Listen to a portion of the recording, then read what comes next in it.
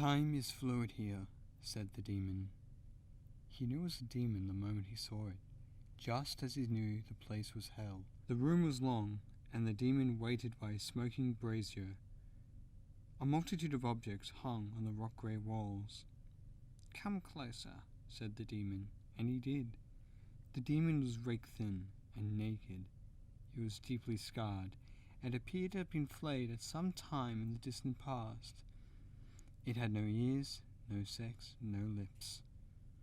"What happens now?" the man asked. "Now," said the demon, in a voice that carried no sorrow, no relish, only a deep, dreadful, flat resignation, "you will be tortured." "For how long?" But the demon shook its head and made no reply. It walked slowly along the wall, eyeing first one of the devices that hung there, then another. At the far end of the wall, by the closed door, was a cat-o'-nine tails made from frayed wire. The demon took it down with one of its 3-fingered hands and walked back, carrying it reverently. It placed the wires into the brazier and stared at them as it began to heat up. "That's inhuman." "Yes." The tips of the cat's tails were glowing a dead orange. As the demon raised his arm to deliver the first blow, it said, "In time, you will look back on this with fondness." "You are a liar." "No," said the demon. "The next part," it explained in the moment before it brought down the cat, "is worse." The man screamed. There were 211 implements on the walls of that room, and in time the man was experienced to each of them. Through wrecked lips he gasped, "Now what?" "Now," said the demon, "the true pain begins." It did. Everything he'd ever done, that he'd ever been,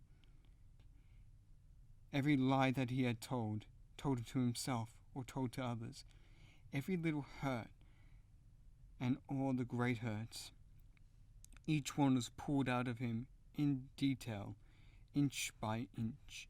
The demon stripped away the cover of forgetfulness, stripped everything down to truth, and it hurt more than anything. "Tell me what you thought as she walked out the door," said the demon. "I thought my heart was broken." "No," said the demon. "Without hate, you didn't." It stared at him with expressionless eyes, and he was forced to look away. "I thought, now she'd never know I've been sleeping with her sister." The demon took apart his life, moment by moment, instant to awful instant. It lasted 100 years, perhaps over 1,000. The physical torture had been kinder. And it ended. And once it had ended, it began again. There was a self-knowledge there. He had not had it the first time, which somehow made everything worse. Now, as he spoke, he hated himself. There were no lies, no evasions, no room for anything except the pain and the anger.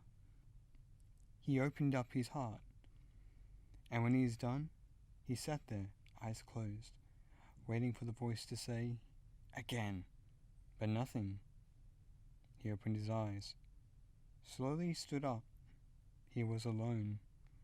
At the far end of the room there was a door, and as he watched it, it opened. A man stepped through the door. There was terror in the man's face, arrogance and pride. The man, who wore expensive clothes, took several steps towards the room, then stopped. When he saw the man, he understood.